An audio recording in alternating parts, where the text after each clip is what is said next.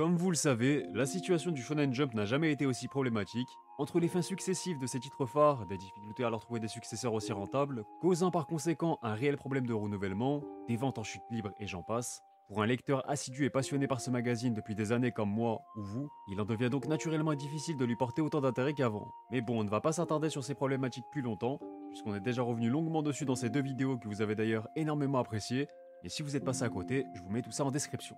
Malgré tout, je reste toujours autant passionné par le Shonen Jump, un magazine au prestige incontestable qui reste et restera à l'origine de bon nombre de nos séries favorites. Lorsque l'on aborde le sujet dernièrement, c'est vrai que le contraste entre son état actuel et d'antan est encore plus difficile à accepter, mais en tant que créateur de contenu, je m'efforce aussi d'essayer de trouver des sujets intéressants pour continuer de le mettre en avant ce magazine sous ses meilleurs jours. Ainsi, nous allons aujourd'hui nous replonger dans les classiques oubliés du grandissime Shonen Jump.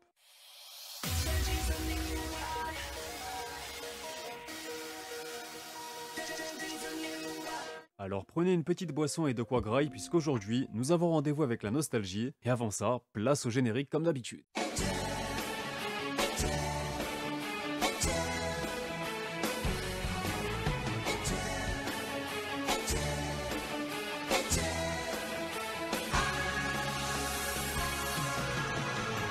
Salut à tous, c'est Otakult, j'espère que vous allez bien les refs. Quand on parle de classiques oubliés, il y a forcément du beau monde et des bons titres à découvrir, donc si en termes de lecture le Jump vous ennuie en ce moment, vous n'avez qu'à regarder ce qu'il y avait avant en vous intéressant à ces séries à succès. Si la plupart d'entre vous ont grandi avec le Big Three, d'autres avec les titres les plus mainstream de leur génération, vous êtes forcément passé à côté de certains classiques qui ont grandi dans leurs ombres. Mais avant ça, cette vidéo est sponsorisée par Zen Market. Alors Zen Market est tout simplement un service d'achat en ligne qui vous aide à acheter des produits en provenance du Japon.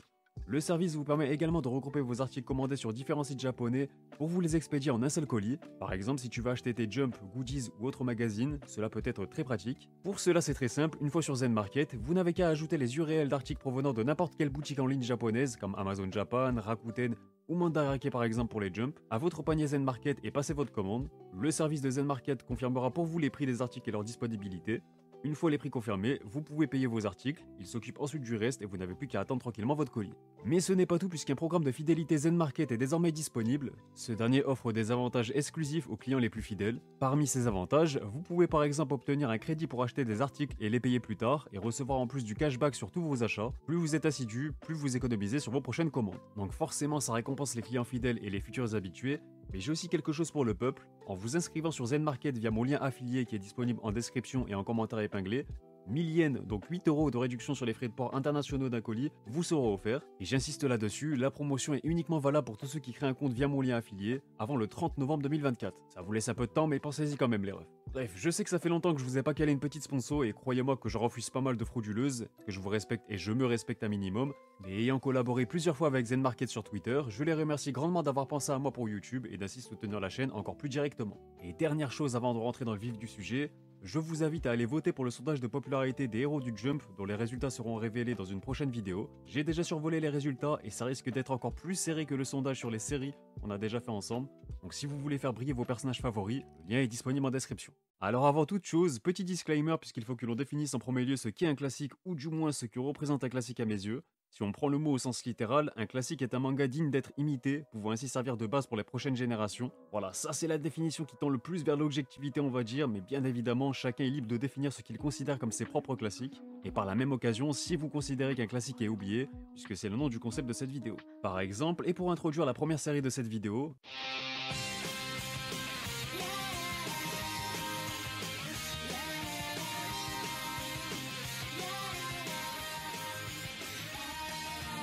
je pense que l'on sera tous d'accord pour dire que Gintama est un classique incontesté et je dirais même qu'il s'agit déjà d'un manga culte, car il s'agit non seulement d'une référence en son genre, unique, et qui saura traverser et inspirer les générations futures.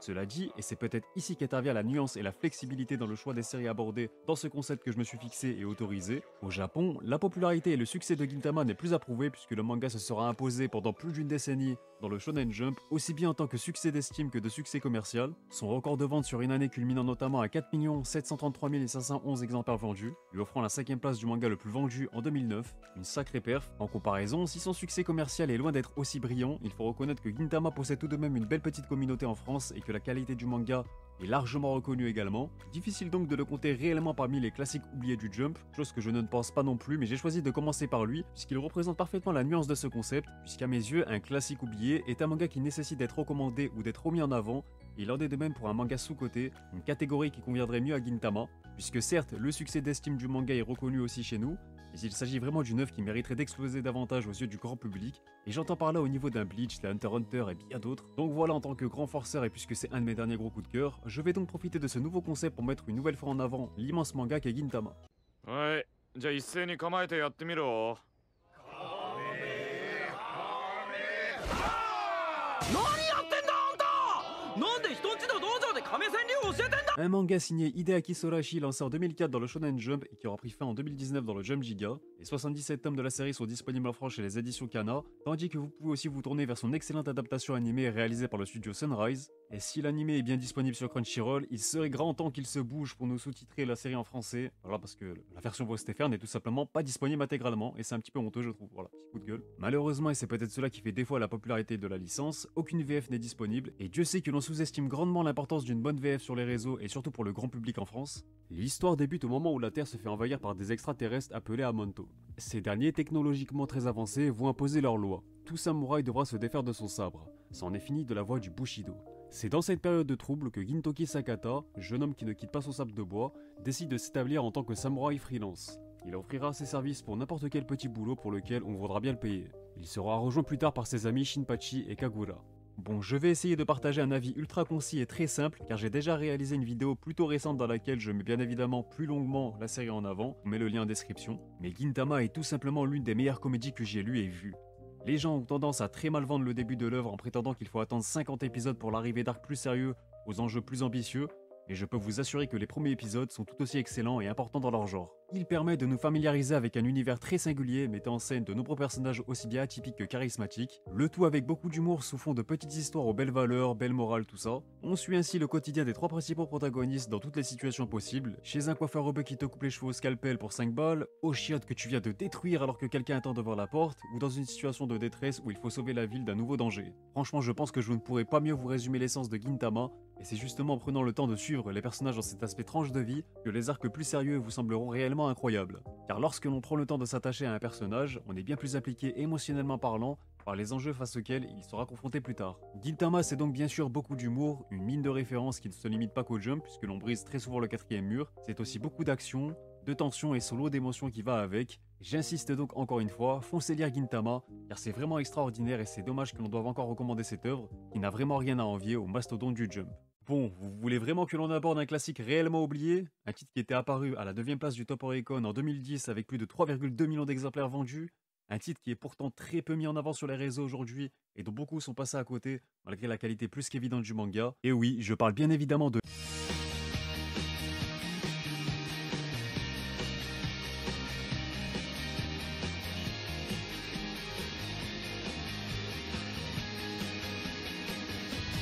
Noura, le scénario des yokai, et je pense que vous êtes une grande majorité à ne pas l'avoir encore lu. Ce n'est pas un souci, ce concept est là pour ça, et crois-moi que t'auras envie d'aller lire ce banger rien qu'avec cette planche, tiens. Nous allons peu à peu plonger cette ville dans l'obscurité, et faire de ce monde ce que nous avons tant souhaité, le paradis des ténèbres. Franchement, ça fait maintenant plus de 7 ans que je recommande des mangas sur les réseaux, et par expérience, je sais que parfois ça sert à rien de trop parler. Hop, tu balances une planche comme ça sur Twitter, tout le monde s'excite, ça te réclame le titre du manga comme si c'était le numéro de Becky G. Et c'est à ce moment-là que tu sais que tu as fait des nouvelles victimes en tant que bon propagandeur, tu peux aller te reposer. Plus sérieusement, Noura le scénario des yokai, aussi connu sous le nom de Noura Rion no Mago, est un manga signé Hiroshi Shiibashi, terminé en 25 volumes disponible chez Kana. Un anime de 2 saisons a été réalisé par le studio Jin, mais ce dernier ne couvre pas tout le manga, ce qui est souvent l'explication quand une série très cool tombe un peu dans l'oubli, vous allez voir. Malgré les apparences, Riku Onura n'est pas un garçon ordinaire. Dans ses veines coule un quart de sang yokai, ces créatures mystiques qui peuplent les légendes et les croyances populaires japonaises. Petit-fils du chef du clan Noura, sa situation est délicate. Son ascendance le destine à devenir à son tour un grand maître yokai et à préserver ainsi la paix des clans de la région de Tokyo. Mais lorsque la nuit tombe sur le Japon et s'éveillent les êtres surnaturels, Rikuo se transforme en guerrier implacable, il devient Noura, le seigneur des yokai. Bon, même si je pense qu'il y en a beaucoup qui ont cédé déjà avec l'extraordinaire planche hors contexte que j'ai partagée, Ça donne envie franchement. Avec un tel résumé en deuxième étape, je pense qu'il y en a d'autres qui vont tomber au combat ici. Mais si vous êtes un peu plus exigeant, laissez-moi vous donner d'autres arguments de lire Noura le Seigneur des Yokai.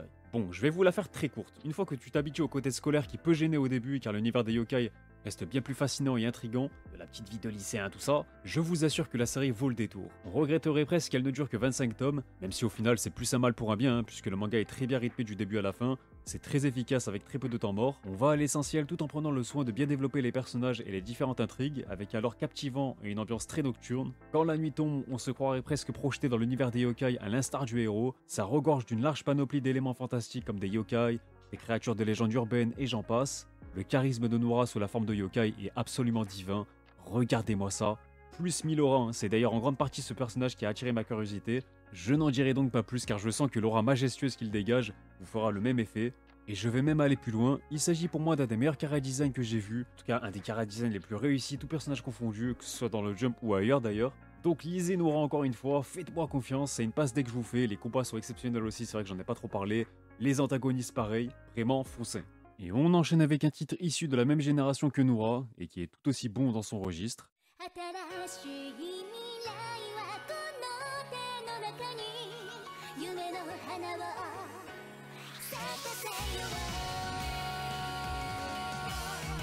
Medaka Box est un manga scénarisé par Nishio Osin et dessiné par Akira Akatsuki. Paru entre 2009 et 2013, la série a pris fin en 22 tomes et est toujours disponible aux éditions Delcourt Tonkam. Oui, je sais qu'ils communiquent jamais dessus et qu'on doit faire le taf à leur place, mais sachez que les tomes ont été réimprimés il y a quelques mois. Si vous êtes déjà fan du manga mais que vous n'avez pas encore la collection sur vos étagères, foncez parce qu'il y a un monde où ça ne se retrouve plus dispo du jour au lendemain avec ses incompétents.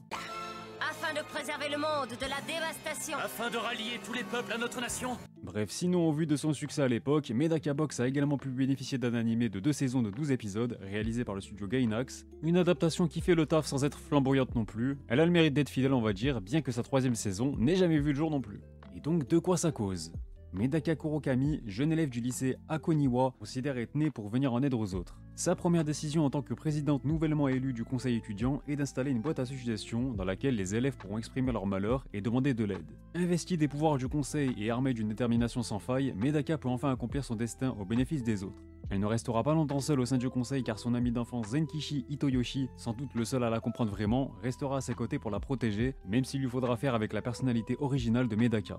Les requêtes présentées par les élèves seront diverses et ne manqueront pas d'originalité. Remettre des voyous dans le droit chemin, résoudre une enquête criminelle, retrouver un chien égaré et même écrire une lettre d'amour. Le conseil pourrait bien avoir besoin de nouvelles recrues pour soutenir ce rythme effréné. Bon, je ne vous cache pas que le début de l'histoire ne m'avait pas spécialement emballé et comme beaucoup, j'avais peur qu'il ne s'agisse que d'un énième Eishi classique aussi niais que gênant, mais au final, on est loin de tout ça. Cependant, j'ai vite senti qu'il ne manquait pas grand chose pour que j'accroche à cette série et j'ai bien fait de pousser plus loin. Parce qu'au début, j'imaginais qu'on allait se contenter de suivre un conseiller étudiant venir en aide aux autres élèves, mais finalement, pas du tout. Faut vraiment pas se fier au synopsis pour le coup. Passé quelques tomes servant d'introduction à différents protagonistes et de base au concept du manga, Medaka Box prend un gros tournant Neketsu axant davantage l'histoire sur de l'action. De l'action oui mais pas seulement puisque l'académie cache en réalité de nombreux mystères.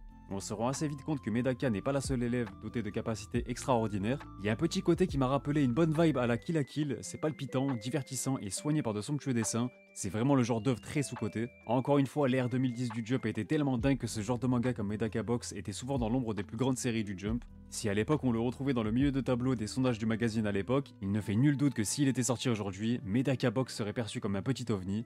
22 tomes, encore une fois c'est ni trop court ni trop long, et le manga mérite clairement plus d'attention. On enchaîne avec un manga qui a su s'inscrire dans la lignée des mangas les plus populaires de son époque, participant lui aussi à faire de l'ombre aux Noura et Medaka Box mentionnés plus tôt, mais qui finira malheureusement par les rejoindre tout aussi vite dans cette ombre. Et s'il y a bien une œuvre dans cette liste, dans cette catégorie de classiques oubliés, ou de mangas sous-cotés qui pourrait aussi vite retrouver les sommets et sa gloire d'antan, avec un beau remake de son animé, ou d'une réédition de luxe chez nous, c'est certainement bien Hitman Reborn.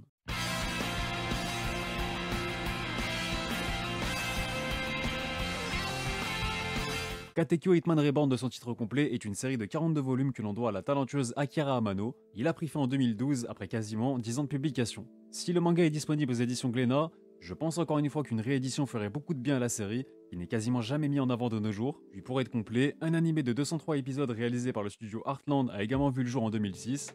Malheureusement, ce dernier ne couvre lui aussi pas toute l'œuvre, puisque plus de la moitié du manga n'a jamais été adapté. Je vous ai dit, c'est un point commun. En dépit de son apparence quelque peu enfantine, Reborn est un redoutable tueur qui officie pour le compte d'un puissant clan de la mafia italienne.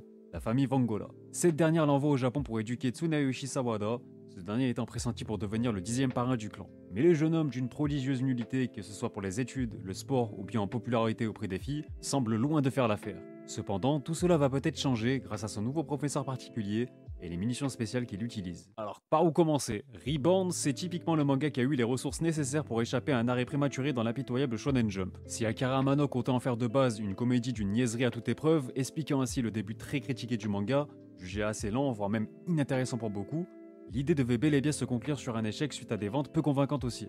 Malgré tout, les éditeurs décideront de pousser Reborn en le mettant davantage en avant dans le Jump, jugeant que le manga avait du potentiel. Puis avec la créativité et la réactivité de son autrice, le manga saura rebondir pour mieux repartir de zéro, et sur de tout autre registre, ceux de l'action et de la baston. Finalement, avec un tel revirement, les plus courageux n'ayant pas apprécié le début verront leur patience récompensée, et au contraire, les lecteurs ayant accroché directement pourront apprécier plus pleinement le développement des personnages, puisque ça reste quand même le point positif à relever du début de l'œuvre.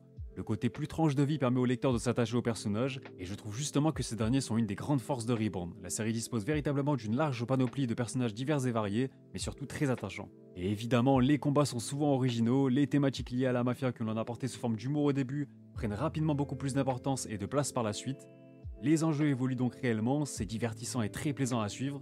Au final, on peut noter qu'il est très rare qu'un manga dans le Jump réussisse un tel revirement de situation. On pourrait penser à Undead Unluck récemment, mais pour Reborn, ce rebond fut aussi visible au niveau commercial. On parle d'un manga qui se vendait par exemple plus qu'un Bleach en 2008, avec plus de 3,3 millions d'exemplaires vendus, faisant de lui la 4e plus grosse vente de l'année, 6e en 2009, 8e en 2010, et c'est seulement en 2011 que le manga commencera à connaître une baisse de popularité, bien qu'affichant encore de très bonnes ventes, soit plus de 2,5 millions d'unités. Il y a beaucoup de mangas du Jump actuel qui aimeraient bien se vendre autant, je vous le dis. Malheureusement, cette chute continuera jusqu'à la fin du manga, entre l'arrêt de la diffusion de l'anime, un arc final très controversé et la fin du manga en elle-même, expliquant ainsi les difficultés de la série à traverser les générations aujourd'hui, je pense aussi. Pourtant, il reste indéniable qu'Hitman Reborn reste une œuvre qui a su marquer son époque, marquer sa génération, et qu'on devrait remettre en lumière dans les prochaines années, car il s'agit avant tout d'un très bon manga. S'il y a bien une série qui pourrait définir pleinement ce qu'est un succès d'estime dans la glorieuse histoire du Shonen Jump, je pense qu'une série comme Rookies viendrait à l'esprit de beaucoup. Si le manga a tout de même bien marché à sa sortie à la fin des années 90, le baseball étant le sport national au Japon, il n'y a rien d'étonnant à cela.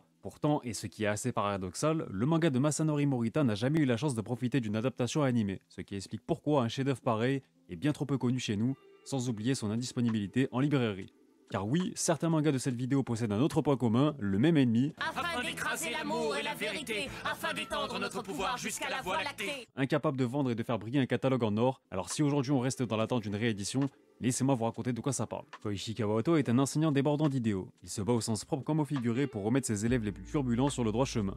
Tout d'abord rayé par une bande de voyous, il va peu à peu gagner leur confiance et les mener vers la rédemption par le sport. Baseball, code de l'honneur et baston dantesque sont les maîtres mots d'une série jubilatoire. Il est relativement rare que j'emploie des termes comme chef-d'œuvre lorsque je vous recommande une série, mais Rookies en fait naturellement partie. En tant que créateur de contenu, en tant qu'influenceur comme on me qualifie même si j'aime pas trop ce terme, c'est bien vers ce genre d'œuvre que je souhaite vous rediriger. Un véritable bijou avec une patte un peu old school des années 2000, très appréciable et qui a bien vieilli, combinant à la fois les bons côtés du genre furio et sportif avec une bonne dose d'humour aussi. Les personnages sont plus que jamais attachants, on suit des délinquants détestables qui foutent la merde dans leur lycée et qui, avec la rencontre d'un nouveau professeur, vont finir par se trouver une place au sein de la société, un nouveau rêve via la passion du sport. C'est plus précisément le baseball et surtout leur professeur qui n'est pas sans rappeler Onizuka qui va les remettre sur le droit chemin. Un manga qui joue beaucoup sur les liens du cœur, le côté émotionnel et relationnel afin de marquer ses lecteurs. Les liens qui les unissent et les efforts qu'ils font pour changer sont juste exceptionnels, vraiment touchants. Et comme c'est une vraie team de raclures comme on les aime, ça pimente forcément les matchs. Je vous laisse imaginer, tu prends la bande de délinquants du lycée, tu les fous dans un club de baseball, un club qui avait un prestige et une gloire d'antan qu'ils vont raviver par eux-mêmes alors qu'ils passaient leur temps à foutre la merde dans le club, voilà, à le squatter. Rares sont les moments où tout se passe comme prévu, niveau rebondissement on est plus que servi. Je me devais donc de remettre en lumière une œuvre comme Rookies et je suis persuadé qu'elle se glissera même rapidement parmi vos œuvres favorites. Oui, je l'ai bien dit, faites-moi confiance, vous verrez. Et dernière précision, je sais que le baseball n'est pas le sport le plus attrayant qui soit, moi-même j'en ai un petit peu rien à foutre du baseball, je vous cache pas. Je sais aussi que certains ne sont pas très mangas de sport, mais honnêtement si vous êtes dans un cas comme dans l'autre, testez quand même Rookies parce que le sport c'est plutôt un prétexte qu'autre chose, ça aurait pu être n'importe quoi d'autre. Là c'est vraiment les personnages, leur histoire, leurs relations qui nous intéressent. Et c'est ça qui fait pour moi la grande force du manga. On passe à l'une des œuvres qui m'a le plus inspiré pour ce concept, puisque lorsque l'on parle de classique oublié, il est difficile de ne pas penser à Dick Grayman.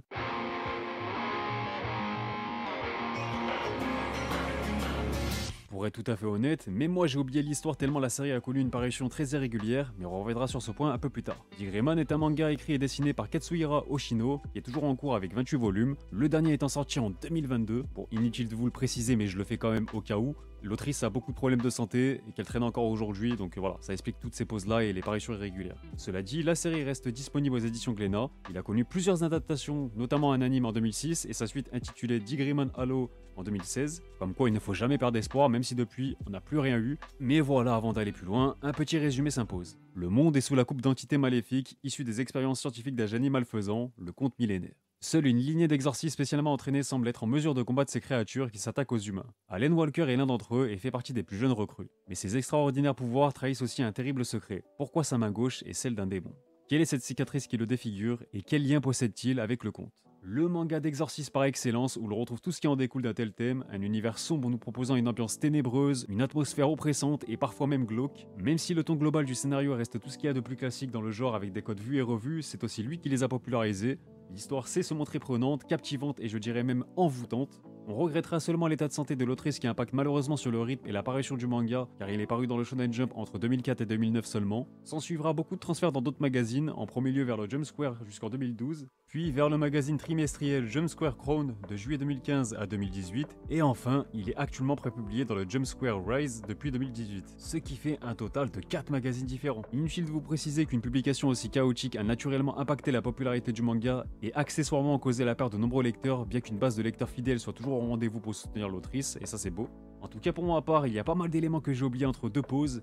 Il m'était alors difficile de me souvenir des petits détails qui peuvent potentiellement avoir de l'importance par la suite. Donc après quelques pauses du manga assez longues, j'ai fini par lâcher prise et être complètement largué alors qu'à la base, j'adorais la série. Ce pourquoi je recommande encore aujourd'hui Digimon, car je sais que le manga est excellent et que vous kifferez votre lecture. Personnellement, j'en garde un excellent souvenir, il me faudrait simplement une relecture pour remonter dans le train et me remettre dedans. Rien que de penser à l'ambiance du manga un peu gothique, ça me donne envie. Et enfin, pour finir et surtout conclure ce premier épisode en beauté, comme toujours, je vous réserve du lourd et peut-être même le meilleur pour la fin.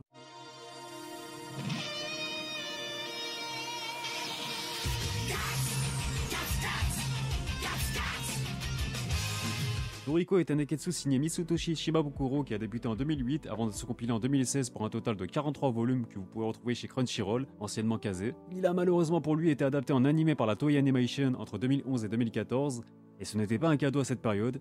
Animation minimaliste, chara-design bâclé ou encore une DA manquant cruellement d'âme. Demandez à World Trigger ou rappelez-vous simplement de l'animé de One Piece à cette période qui coïncide entre l'île des hommes poissons, Punk Hazard, Dressrosa, tout ça.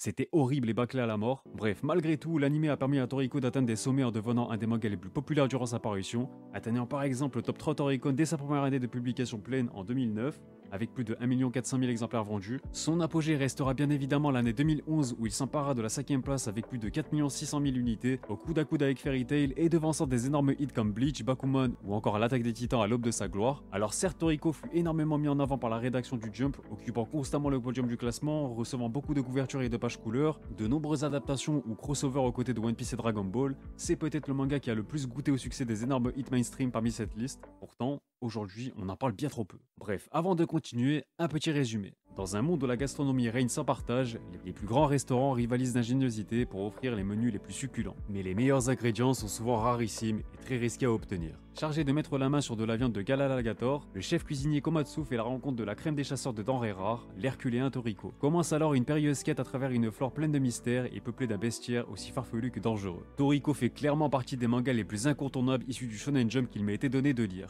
Paru dans une période où tout avait été fait et refait dans le genre Neketsu, cela n'a pas empêché ce dernier d'ajouter sa pierre à l'édifice. L'histoire nous plonge dans un univers riche et coloré et ô combien original. Dans Toriko, ça se met sur la gueule pour une cuisse de poulet. Au premier abord, ça paraît débile, je le conçois, ça l'est même, mais c'est tellement génial. Il s'agit très clairement du genre de manga qui manque cruellement au Jump actuellement. Vous savez, ce fameux manga qui respire l'aventure et dans lequel les héros te font voyager en parcourant le monde entier. Alors si vous recherchez un neketsu qui sort du lot, je vous le recommande fortement. Sinon vous passerez à côté de planches somptueuses, des combats Dragon Ballesques, et Dieu sait que cette comparaison n'est pas donnée à tout le monde, d'une aventure intense rappelant celle des Mugiwara dans l'arcade du One Piece. Pas besoin d'en dire plus, je sais que je te l'ai déjà vendu. On regrettera seulement les déboires de son auteur inculpé dans une histoire de prostitution infantile, chose que j'ai appris personnellement après la lecture de Toriko, qui fort heureusement n'est en aucun cas problématique en tant qu'œuvre. Donc si jamais vous voulez contourner le problème, c'est très simple, lisez le manga en scan, ne donnez pas de buzz à l'auteur. Ce serait vraiment dommage de passer à côté d'un aussi bon shonen, un des meilleurs dans son genre, tout comme il me serait hypocrite de boycotter le manga, car je lui ai voué une réelle affection bien avant de prendre connaissance de tout ça. Cela dit, libre à chacun de savoir dissocier une œuvre de son auteur, je me devais de vous toucher un mot là-dessus, car il aurait été également hypocrite de ma part de fermer les yeux sur les controverses de l'auteur. Au moins vous êtes prévenus. Après, c'est pas un cas comme Made in Abyss où t'apprends des trucs bizarres sur l'auteur et dans lequel il se passe des bails bizarres aussi à travers des scènes bien dérangeantes et malsaines. Là, forcément, ça me dégoûte et j'ai plus de difficultés à dissocier les deux. Bon, je vais encore me faire insulter par les fans de l'Helicon sur Twitter, mais sachez que je vous baise. Au pire des cas, vous êtes bizarres, on n'est pas ensemble et je vous déteste. Voilà, comme ça c'est clair. Inquiétant, certains. Certains vous m'inquiétez. Je vous le dis gentiment. Bref, plus sérieusement, merci à vous d'avoir été au bout de cette vidéo. Je vous recommande encore une fois fortement tous les titres que j'ai évoqués, que ce soit Gintama, Noural Seigneur des Yokai, Medaka Box, Rookies, Reborn, Digreman ou encore Toriko. Il y en a vraiment pour tous les goûts, donc vous vous y retrouverez forcément. Sinon, n'hésitez pas à mettre en avant des mangas qui sont des classiques oubliés dans les commentaires selon vous. Ça me donnera forcément des idées pour les prochains épisodes. Voilà, je pense déjà à Belzebub, Siren, Shaman King, Hikaru no Go, Nisekoi et j'en passe. On a encore de quoi faire. Je vous invite encore une fois à voter pour le sondage de popularité des héros du Jump dont les résultats seront révélés dans une prochaine vidéo. Je remercie encore une fois Zen Market pour la confiance, pensez à checker tous les liens en description. Sur ce, merci d'avoir suivi cette vidéo en espérant qu'elle vous ait plu. Vous pouvez aussi me retrouver sur mes différents réseaux sociaux en description. Pensez aux petits likes et aux abonnements si ce n'est pas déjà fait, c'est vrai que je le dis pas souvent. Quant à moi, je vous dis à bientôt pour de prochaines vidéos, prenez soin de vous et surtout, on se reverra.